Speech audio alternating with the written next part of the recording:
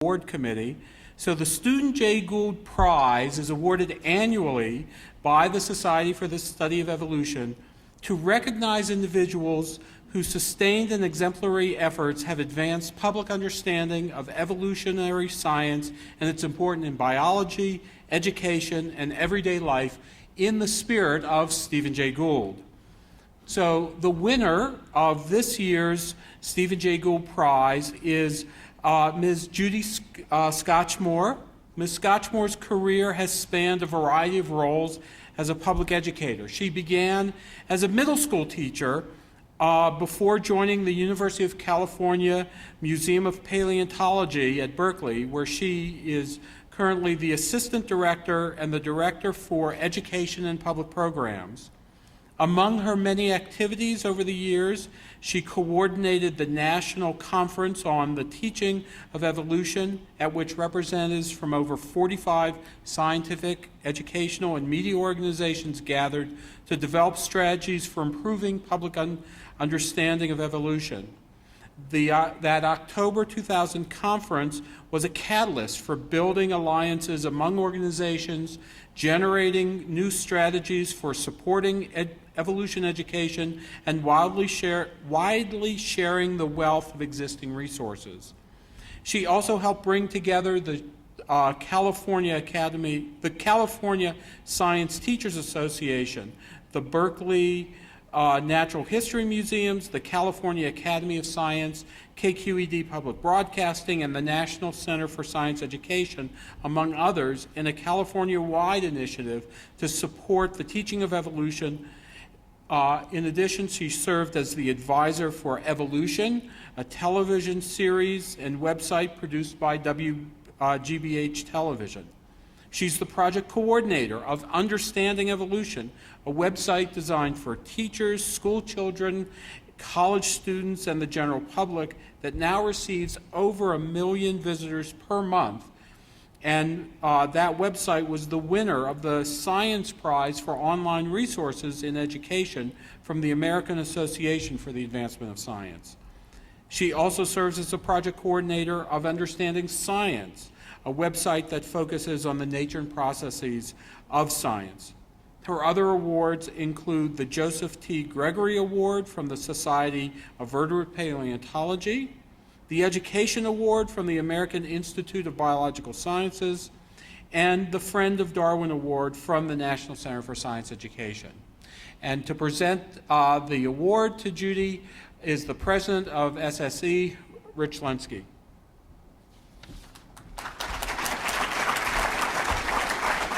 So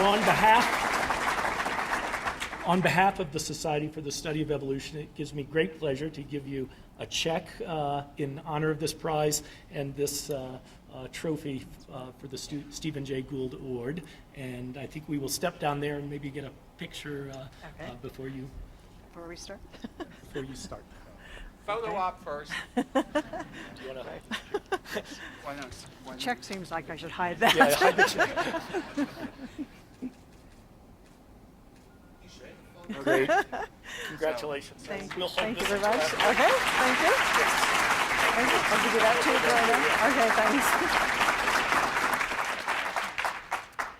thanks. This is quite extraordinary, to say the least, so let me get my notes for a sec.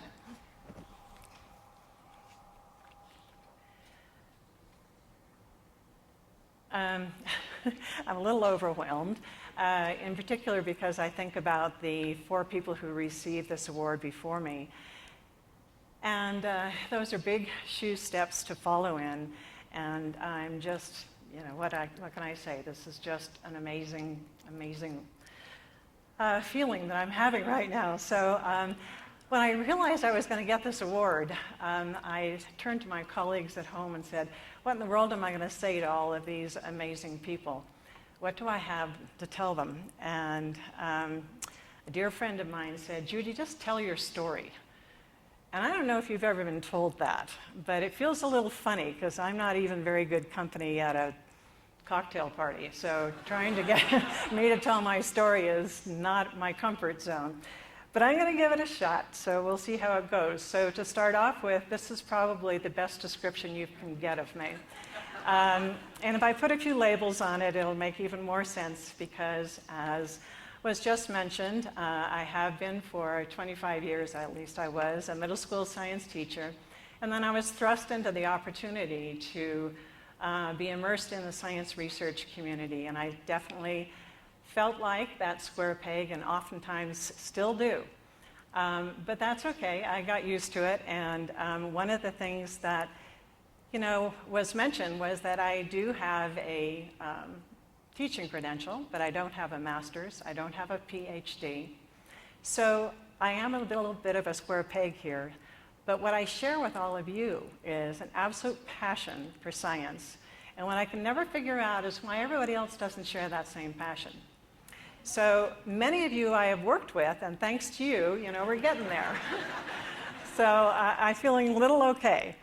But so I thought I would start off with, since this is a prestigious meeting of a professional society, I thought I would start off with my first attendance at a professional society, and I'm very much back in this realm now. It was nearly 20 years ago, 1994, when I first joined the Museum of Paleontology. And I was told by my boss, Jerry Lips at the time, and Jim Valentine, who was a faculty curator at the museum, you need to come to a scientific meeting. You've been to a science teachers meeting, but we do things a little bit differently, and you need to get used to this. So I said, okay. And so I went with them to the Geological Society of America meeting, and they said, what we're going to do is we're going to drop you off at this session. It'll be mostly graduate students talking. And you won't understand all the science yet, don't worry about that. And here's the way it works. They each get up and they give a talk. They've got 15 minutes. They're supposed to speak for 12 and save the last few minutes for questions. And then we'll pick you up when the session's over because we're going to the Paleo Society luncheon. So off they went, and there I sat. And the first speaker got up and she talked about her research, and she finished in her 12 minutes as prescribed and asked if there was any questions. And somebody raised their hand. This guy raised his hand. She called on him, and he stood up. And I thought he was going to ask a nice, gentle question, and he just railed on her. And I thought, wow, this isn't very friendly. So the next speaker got up, and he gave his talk and asked if there was any questions, and the same guy stands up and again, lambastes this guy, and I'm thinking, this guy is a jerk. Who is he? This is just terrible. And speaker after speaker this happens to, until finally the grad students were figuring it out, and they were keeping their whole 15 minutes where there was no time for questions. So anyway, at the end of the session, Jerry and Jim picked me up and said, how'd it go? And I said, well, it was okay. But it wasn't very friendly or supportive, and there was this one jerk who was I couldn't believe what he was doing to these grad students. And they said, well, that's okay, we're late to lunch, but you can tell us about it when we get there. So we sit down to lunch, and we're at one of the back tables, and there's a few empty chairs, and the guy starts coming in here, and I said to Jerry, that's him, that's the jerk. And Jerry said, that's the jerk? And I said, yeah. And he said, oh, and he signals to him to come on over. And so I'm thinking, oh no, he's going to sit at our table. And so Jerry says, Steve, I'd like you to meet Judy Scotchmoor, our new education director. Judy, I'd like you to meet Stephen J. Gould. So that was an extremely humbling but true experience. And I am still humbled by the experience. And I got to understand the system a little bit better, and I'd like to apologize to Steve. And so now, accepting this award in his honor, I'd also like to really thank him for everything that he did, and to thank also the association. So with that, I'd like to tell you something else about me, is I'm much more at home when I'm doing a teacher workshop than I am standing up here. So my teacher workshops are very interactive. So therefore, if you do not know the person that you are sitting next to, would you please introduce yourself right now, because you're going to do a little bit of problem solving. So go ahead and introduce yourself. Now's your chance.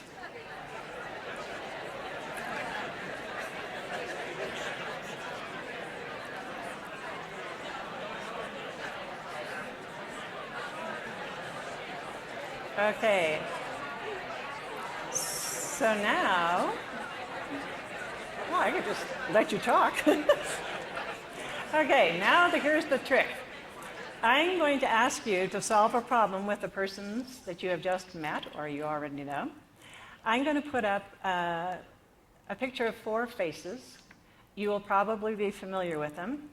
And the only thing that you have to do with your newfound colleagues is to try to figure out what it is that they have in common. Now, I know most of you are evolutionary biologists, so I'm not talking about their common ancestry or morphological characters or molecular characters. I'm just talking about what do they have in common. Okay, so here are the pictures. Now talk to your colleagues and think of all of the ideas you can think of in about 30 seconds. What do they have in common? Go ahead, talk to your friends.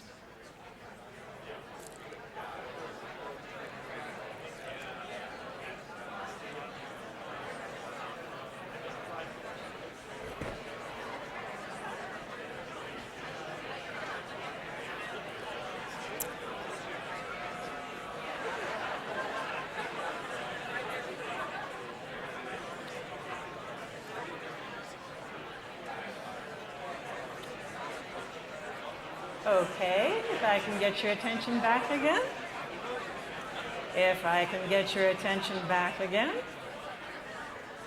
All right, so now you have expressed several ideas, I should think, and you might have come up with things like, they're all really good looking, they're all really smart, they're the previous winners of the Stephen J. Gould Award, they all are really interested in evolutionary biology, you might have come up with a bunch of other things, okay?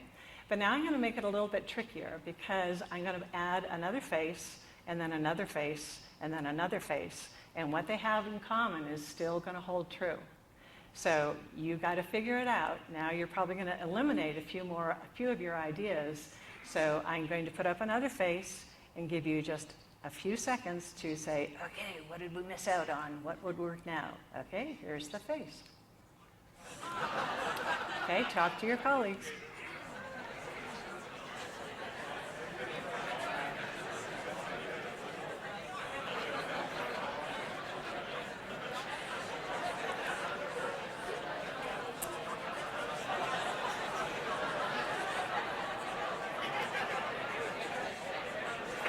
Okay, you think you've got it? Because I'm going to put another face up there now and see if your ideas hold true. Okay, now you better talk again because your ideas may have changed.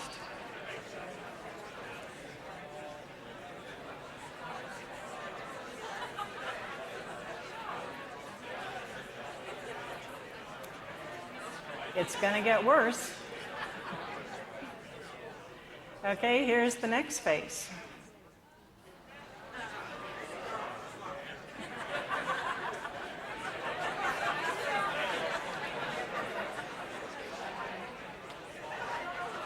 Okay, one more to go, and remember, they still all have this in common, all right? And I'm going to throw Steve in there, too. Okay, so have I completely buffaloed you? Because what I'm thinking of is every single one of them, somewhere along the line, they had teachers.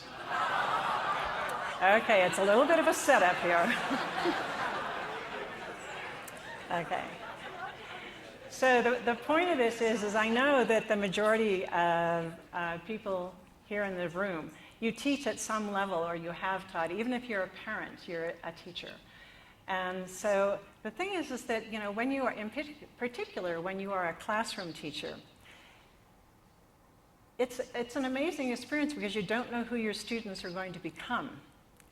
And it also means, you have to stop and think you're going to impact them, positively or negatively, some more than others, but you are going to impact them. And so, for instance, if I had had these two in my 7th grade classroom, I might have known that they both love basketball, but would I have taught science differently to one of them, knowing or thinking that he might become or have a position in which he's going to influence science policy, whereas the other one, maybe I should have been concentrating more on critical thinking skills before he went to Vietnam. I don't know those things as a teacher. And so being in that classroom setting is kind of an onerous responsibility. So here I am, middle school science teacher, and I teach kids. I teach a lot of kids.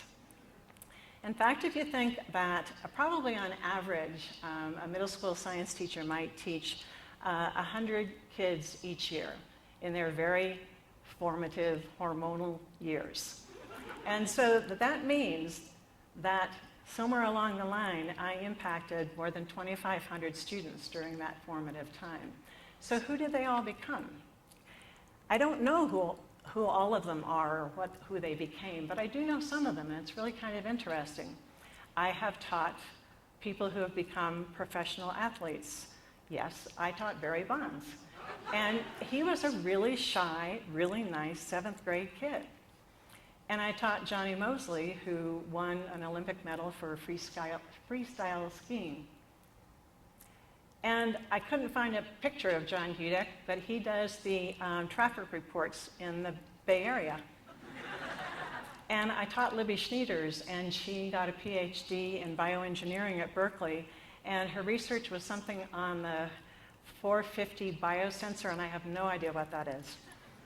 And I taught Peter Nachtrieb, who is a playwright in San Francisco, and Carrie Maxon, who is an artist in New York, and she used to draw little rainbows and smiley faces in the margins of her lab reports. And I taught Tiffany Tai, who's become a middle school science teacher. So I've taught an awful lot of kids, and it's pretty extraordinary when you stop and think about them all.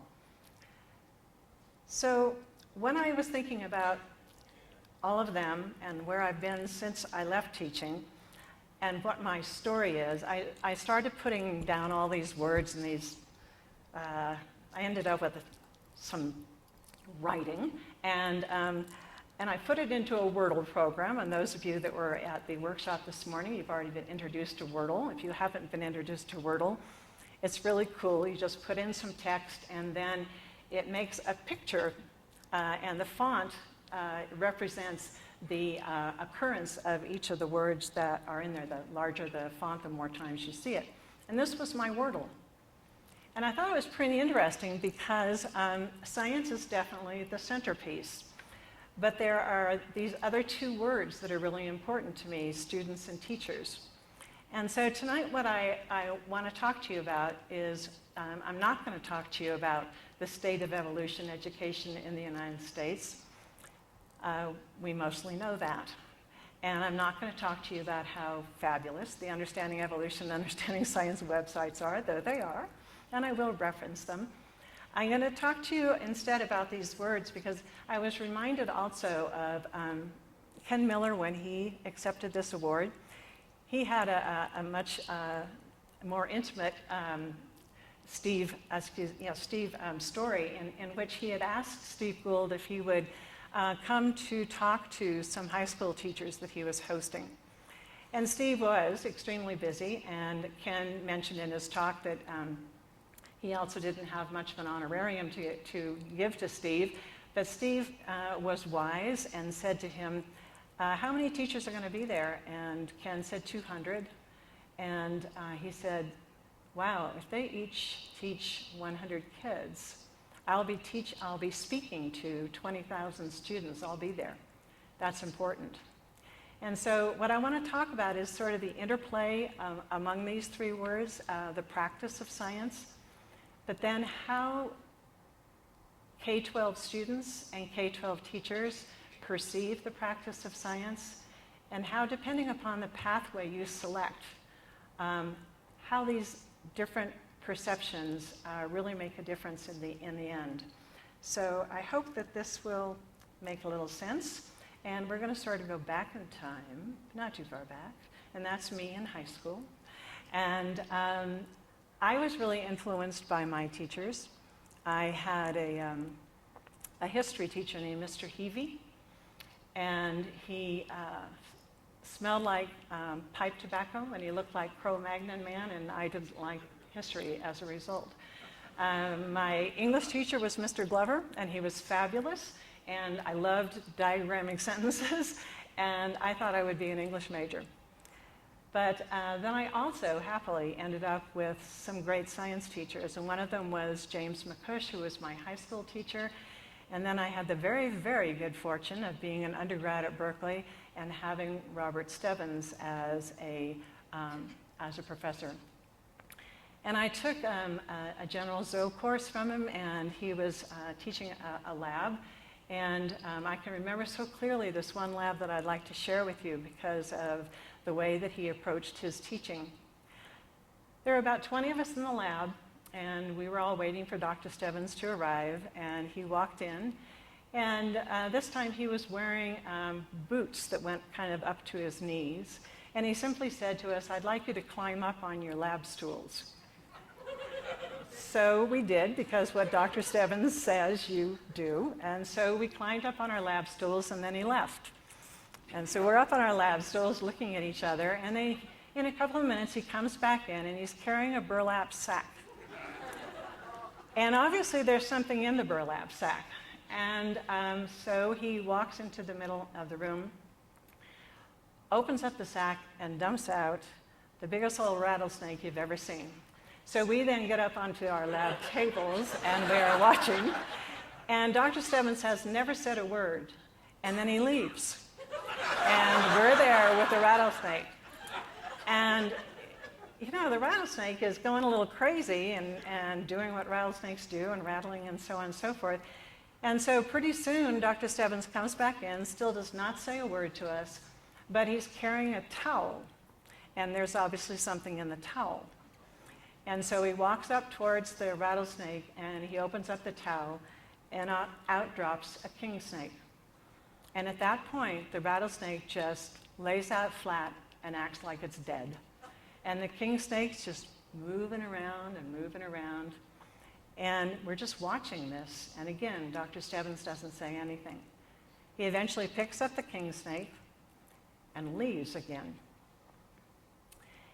The rattlesnake, once the king snake is gone, starts being a rattlesnake and starts rattling away and so forth. And we think, okay, what's next? And Dr. Stebbins comes back in again, and now he's just got the towel. Doesn't say a word, drops the towel next to the rattlesnake. The rattlesnake lies flat like it's dead. Dr. Stebbins looks at us and says, "So what did you learn?" And it was a fabulous, fabulous experience. So that definitely influenced my career at Berkeley. I was there in the 60s, and I became passionate about science after having folks like Dr. Stebbins. And though the 60s in Berkeley was sort of a radical time, as I'm sure you've all heard, it was also a time where there was still a little bit of conservatism, especially when it came to women in science. And so when I graduated with my degree in biological sciences, I wasn't sure what my career path would be. And so I turned to an advisor and asked for some advice. And he just said, "Well, being a woman, you have two choices. You can either be a lab tech or a teacher." So those were my options that he presented to me. And I knew I didn't want to be a lab tech. At least it didn't sound like I wanted to be. And so I decided that I would become a teacher. And it was an interesting way to end up with that choice, but it was, of course, the right choice for me, but perhaps for the wrong reasons. So I proceeded on through my teaching career, and I remembered very much the things that I had learned from teachers that I loved. And so although I couldn't bring a rattlesnake into a 7th grade classroom, I did the next best thing. I brought pill bugs. And because I love pill bugs. And, you know, as a little girl, I was a total tomboy, and I was always picking up anything and seeing what was underneath it. And pill bugs were often there, or sow bugs. And so I figured, you know, my kids would love pill bugs too. So the deal was for 4 consecutive labs, the kids were divided into groups of 4, and they were given a container of mix of pill bugs and sow bugs. And they were supposed to simply make sure that they didn't hurt them, and they were supposed to observe them, and they weren't allowed to ask me any questions. And so the first day, the kids are going, "Oh yeah, really?" But then they start watching these little guys, and they're zooming about and things, and pretty soon, you know, by day 2 and day 3, the kids are making amazing observations, and they're asking all these questions, and of course nobody's answering the questions, so they're trying to answer the questions. And invariably, they were coming up with great ideas. One of them that I always loved was that, it seemed to happen every year that I did this, was the ones that rolled up were the females and the ones that were flat were males. Sometimes it was the other way around. And then invariably, by the time we've had them in the lab for 4 days, the marsupium would break open, and this would always be usually it always happened with a group of boys, and the marsupium would break open and out would pop all these babies. And I tell you, boys screech as well, and they would be like, look at that, it's having babies, but he's having babies, he can't have babies, how can he be having babies? And they look just like mom or dad. And it was just, they got hooked, and it was just really, really a great experience. At the end of their 4 days of exploration, what was had to do next was they had to come up with a question that they were going to try to answer. And at this point, I would actually respond to some of the questions. And so at the end of their 2 days of doing their investigation, then we shared what we had learned about isopods, and I tried to answer some other questions too. So that was 6 consecutive labs. That's a huge investment of time. And so was it worth it? Well, absolutely. I mean, they were so engaged in doing the exploration and the science, and they were learning a lot about diagnostic features and behavior without me saying anything. So why is this part of the story that I want to tell you? It's because today we're not giving that time in the classroom for exploration and discovery. And I get very worried by the amount of time that is instead being given to testing, and primarily testing of content. And so as a result, I think that our kids are going away more with thinking that science is simply a giant book of facts. And I was quite horrified to see in a science textbook not too long ago that they were asked to learn the definition of shared derived characters. These are kids who are 12 and 13 years old. Many of them, English is not even their first language. So the term shared is probably something that they can deal with, but derived? And characters are probably something in a comic book or maybe what you count in a text document. So when you put them all together, it's a completely foreign language. And I was able to see a PowerPoint presentation that Bruce Alberts did at a teacher partnership, great conference that went on, a sort of pre-conference to the last AAAS meeting. And this was a slide that he shared from a 3rd grade student. Now I get it. Science is just like spelling. You just need to memorize it, and it doesn't make any sense. And that's very discouraging. So most of you probably have heard that we have this new next generation science standards coming up. And the optimist in me feels pretty good about these because of the fact that they are in particular focusing on the practice of science. But the realist in me is still worried about that time investment. And I fear that we will still not be given the opportunity to have kids really explore. Instead, they will be given a focus question, and it will be something like, do woodlice prefer wet or dry habitats? And then the next thing they will be asked to make a prediction. They haven't looked at them yet, make a prediction. And then they will be given a set of instructions, and they will be given a choice chamber, and pretty soon they will have a conclusion. And unfortunately, this is the only picture of a choice chamber I could find, and I have no idea why they would put it on this table mat, but anyway. So that's not really doing real science. So I'm still a little bit concerned. So when I look back on my teaching again, that pill bug stuff was good teaching. So was I always a good teacher? No. There are things about my teaching that I reflect back on and that I know I didn't do well. And in particular, a boy named Adam. And let's just pretend that this is my classroom. It's not, but we'll pretend it is. And I remember very, very clearly one day that Adam was sitting in the back. And Adam was a little taller than the rest of the 7th grade boys. He was kind of clumsy. He was probably what we would call a nerd, only he wasn't really super smart.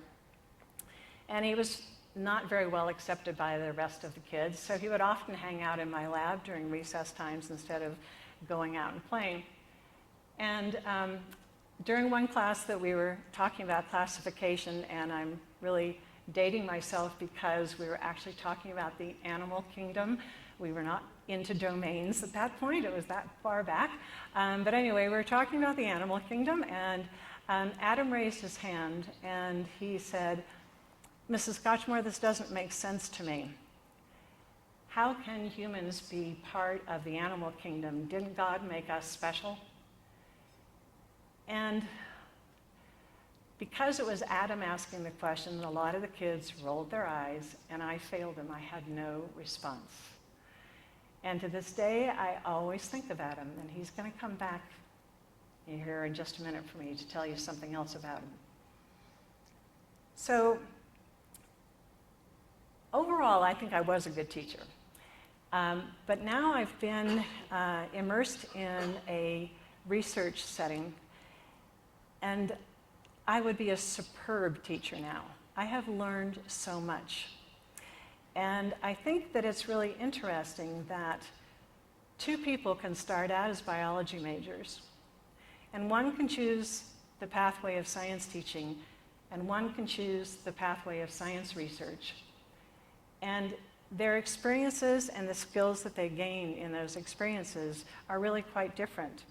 So the science research pathway, what tends to happen is your research brings you so that you're focusing on a narrower and narrower and narrower subject. And similarly, your communication gets more and more detailed so that you can talk specifically to your colleagues. If you choose the pathway of being a science teacher, it's kind of the opposite. You start off with a basic knowledge, but then you broaden that knowledge because you're asked to teach so many different things. And your communication broadens because you have so many different students that you have to respond to, and you have to be pretty flexible in the way that you communicate with them. So the end result is that our pathways are really quite different, and we end up with quite different skill sets. So when I look back at where I am now, I'm in this really funny overlap position. This is where I live. I live in this domain of these two almost cultures or communities. And I have learned so much from being in that domain. And one of them, Sam already mentioned to you, I have had the pleasure of working with many of you on evolution education efforts. And one of them actually began with a phone call with Irene Ekstrand, who was then the chair of the education committee of SSE. And that's what initiated the National Conference on the Teaching of Evolution that Sam mentioned, because we were wondering what in the world should be the responsibilities of professional societies in evolution education. And this was a meeting that really had legs, as one of my colleagues has said, because so many things have originated from that meeting, one of them being the development of the Understanding Evolution website. And my immersion into this project has been a real eye-opener for me because it's made me not only look at evolution as a science, but also at the ways that different people perceive evolution. And that's when I started thinking about Adam again. And I think it's probably one of the reasons that one of the things that we have done in the website, especially thanks to our work with the National Center for Science Education, is to include in the website strategies for dealing with Adam and other people who may not be entirely on board with what it is that you have to say. So that's an important part of the site that perhaps you haven't explored and perhaps you should. Another thing in reflecting back on my teaching was this bulletin board that I actually sort of had in the back of my room. We did a big study on desert environments, and I thought this was great. I loved this. I thought it was so clever to put up there, adapt or die. And, you know, that wasn't the real bulletin board, but that's what it said. Today, I look at this and I cringe because I think to myself now, there are students out there who are looking at that and thinking, oh, wow, these organisms actually have a choice. You know, they can just, in their lifetime, adapt or, you know, or die. And, you know, that didn't occur to me as a teacher then. But I think that many times we use language because it's easier, or sometimes it's clever, or whatever it happens to be. So another piece of the evolution website that you may not have visited is something that we call avoid common teaching pitfalls. And we are all sloppy in our language. And we don't know what the end message is going to be, the take home from our students that we may have to undo later. And we certainly see it in the popular press. This is a great article about coelacanths, who I have quite an affinity with. I don't know why, but anyway, it's a great article, excepting for the 4th line, where it says the fish that learned to walk and breathe air. And when I was teaching, I don't think I would have thought about that.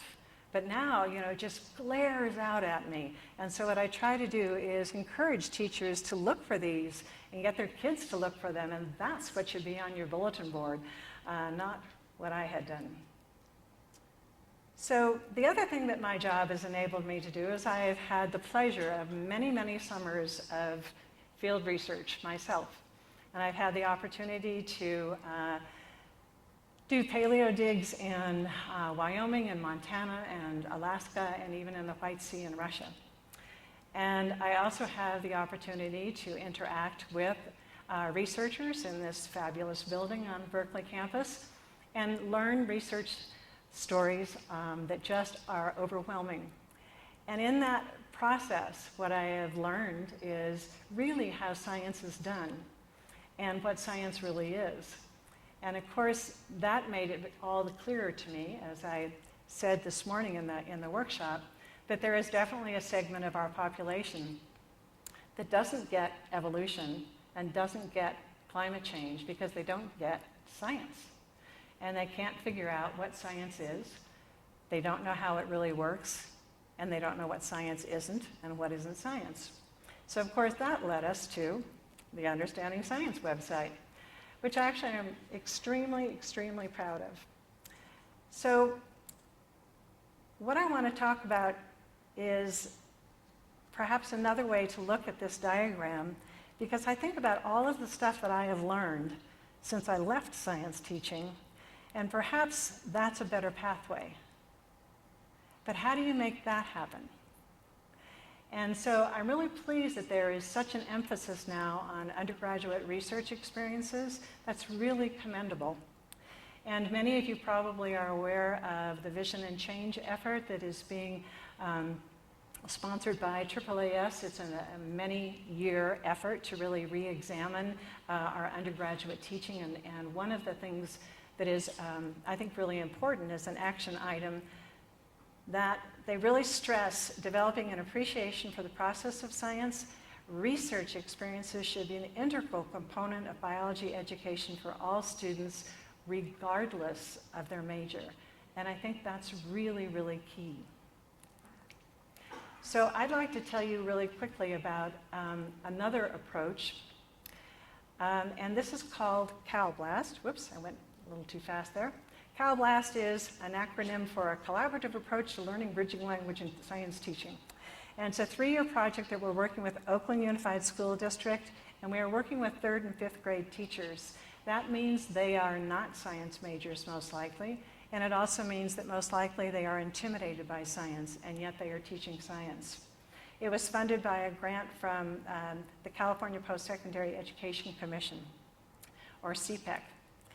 And what our part of the job was to increase teachers' science content knowledge, but also their interest and confidence in science, to get them to feel that they could actually do science, because then in the end, that would increase their confidence and they would actually be teaching more science in their classroom.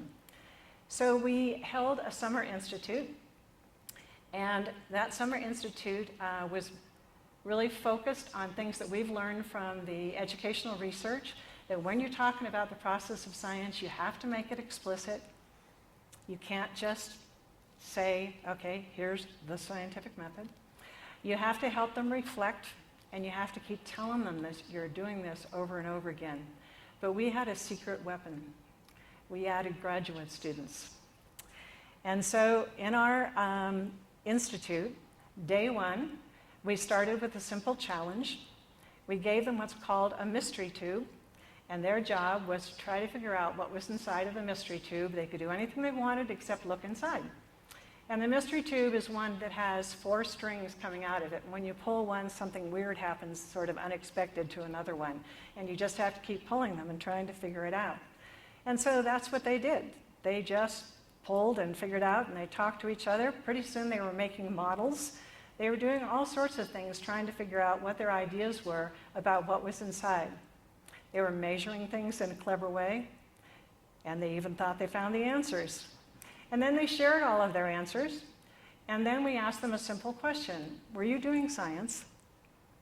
And they stopped for a minute, and then they just started pouring out. Well, of course, you know. And I said, what were you doing? Well, we were asking questions, and we were talking to one another, and we were making hypotheses, and we were changing our mind, and we were finding out we were wrong, and we were testing our ideas, and on and on. This wonderful language was coming out. So it felt really pretty good. And so the next thing that we did is we introduced them to the Walter Alvarez story, which is a story that we have on the Understanding Science website, that talks about Walter's eventual ideas about how the dinosaurs met their demise, but that's not how he started his research down there in Mexico. He was actually doing something entirely different.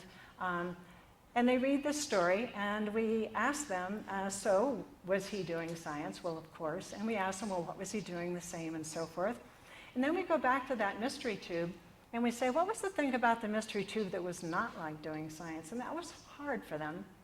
But eventually they figured out, well, you know, we could have opened up the tube and we would have had the answer. And Walter might not.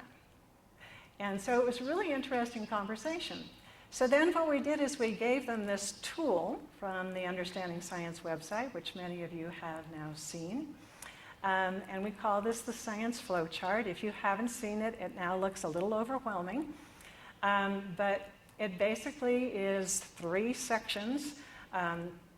One is that wonderful thing that all those kids were doing with pill bugs, exploration and discovery. And inside it are things that we want our students to understand, making observations, asking questions, and so forth.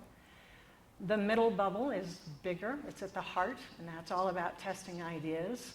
So gathering and interpreting our data and seeing if it matches our expectations.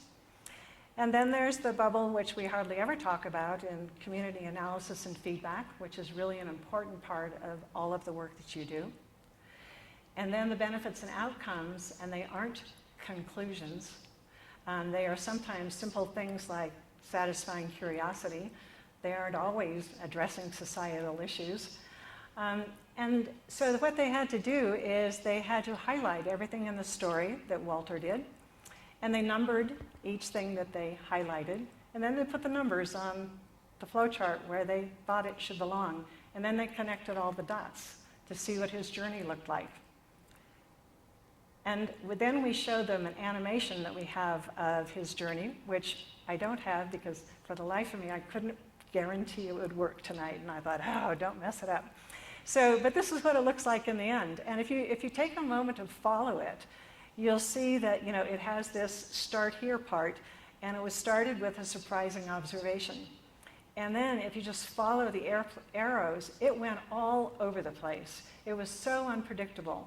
And there were failures, and there were good things, and there were talk to them, and there was try this out and change that, and so on and so forth. And it was all over the place until finally, you know, at least he had a little bit of curiosity satisfied, but there are still people who are questioning what it is that he actually came up with, and that's the way science really works. So now they have this as their model. They're going, oh, wow, science is really messy and kind of wild and unpredictable. That's okay. So the next thing we were able to do is we had the opportunity to take them out to Bodega Bay Marine Lab, and we got to have them there for 2 days. And of course, as luck would have it, it's June. We're going to be out in this beautiful setting. And the minute we arrived, it rained.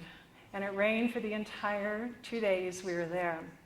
But this is where having a grad student smile really pays off, because they're used to this. And so here are our grad students. They're just barreling along, having a great time. And so, it's contagious. And so as I show you some of these pictures now, recognize the teachers are always smiling. And so we had this overarching question that we were bringing them in. What lives in the many habitats of the Bodega Reserve, and how do these organisms interact with one another in their environments? Huge, huge question. And so what we wanted them to figure out is that you don't go in answering that big question. You take little pieces of it. And so we divided them up into 4 groups, research groups, each one with a grad student. And what they did is they first started off in their small group, and they were kind of in their notebook asked, make a huge observation about kind of the big picture of where you are. And then focus it a little more narrowly. Now focus it very narrowly. Okay, and now what we're going to do is we're going to walk to a new place. And I just want you to notice how the habitat is changing. And we'll go to a new place. And so they did that. And then in the new place, they did the same thing. What's the big picture idea here? And then really focused. And then to kind of focus how they could really think more about it, of course, they learned a variety of field techniques depending upon the new habitat that they had just been taken to. They returned to the lab facility after that, quite a number of hours out in the field. And then what they were asked to do is to reflect on where they had been and what they'd been seeing and what they'd written in their notebooks. And they were asked to come up with a minimum of 19 questions in their notebooks, and they could be any 19 questions they wanted.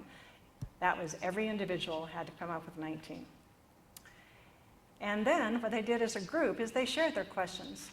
And then they tried to determine, well, which of these are scientific questions? And which ones of these could we actually investigate? And then which ones could we investigate given the time frame that we've got and the materials that we have at hand? What are our top 10 questions? So with those top 10 questions in hand, the next thing that they did is get ready for day 3, because now they're going to go out and they're going to do their investigation. And they're going to gather data and they're going to analyze that data. Then they're going to prepare presentations to share, because we're going to have a Cal Blast Biodiversity Symposium. And that's all going to be done before 2 p.m. So the time frame here was pretty heavy. But take a look at these pictures and look what they're doing. And remember that these are 3rd and 5th grade teachers who are intimidated by science, or at least they were. And it's raining. And they're still smiling.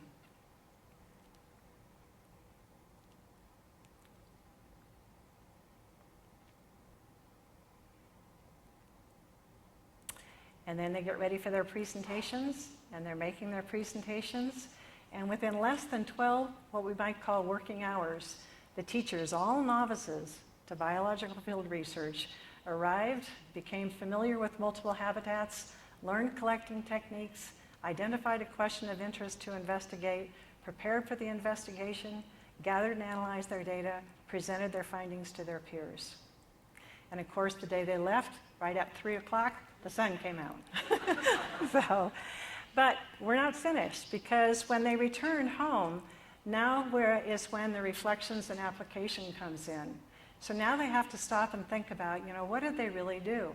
And so we asked them to think about their presentation, think about everything that was in their notebooks and their field experience, and then to chart their journeys just like they had charted Walter Alvarez's. And this is helping us to, for them, make it really explicit what it was that they were doing and to help them reflect. And this is what their journeys looked like.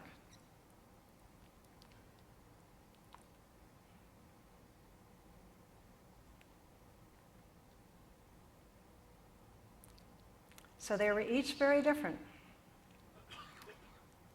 And we have quite an assessment that's going on about this project. And the initial assessment is actually showing that the teachers are really gaining confidence, and they actually feel prepared to teach in their classroom setting, not just science, but all of their subjects. We have just finished the 2nd full year. The 3rd summer institute for these same teachers is coming up in another week. And one of the things that we also have to go by is we have an observer from the CPEC funding agency, and he gave a report in January, and it was really great. I'd like to share two of the observations that he made, because he's focusing on the discussions and the way that the teachers were talking to one another, not just with the grad students. And he was talking about their phrasing as being something that you might hear at an ESA meeting, because the teachers were saying, we weren't entirely sure that the data showed. We could see that there was a variety of saturation. And he talked about how they were using scientist-like phrasing. We proceeded with the assumption. So this is pretty good. And the thing that I also want to give note to, however, is that it was not just the teachers who were learning. There was a two-way exchange going on here. So what did our grad students get out of it? Oh, one of them is in the audience, so you can ask Joey later. But I will try to summarize it. Number one, they got paid, but that was nice. But, you know, they also learned a little bit about what's going on in a K-12 science classroom. They learned about the challenges of a teacher in that classroom. They learned about different ways to communicate. Their own communication skills increased. And they also learned different pedagogical styles. And this is a quote from one of the graduate students, which I thought was quite telling. These teachers are more like colleagues than students. And she doesn't think of her undergraduate students as colleagues because she's their teacher. But the people here are asking questions about the ecosystem that I don't know the answer to. Good questions that I would not have thought to ask. But I think even more telling is that our grad students were learning a little bit about themselves. And I think this is a very special reflection from one student who actually felt that the CalBlast project sort of injected her with new energy. And it's that second sentence. It was so wonderful to be encouraged and supported as a scientist by so many people this past week, the type of support that I feel is lacking for most grad students. Working with the teachers also made me realize better my own strengths, and that even the small scientific questions that we're patiently working to answer are important. So I'm back to this diagram again. And these 3rd through 5th grade teachers were not biology majors, but they went off to the science teaching path, actually just plain teaching, not even science teaching. And our grad students went off on the science research path. And during this experiences, those two realms merged. And so we began to see some really interesting things happening.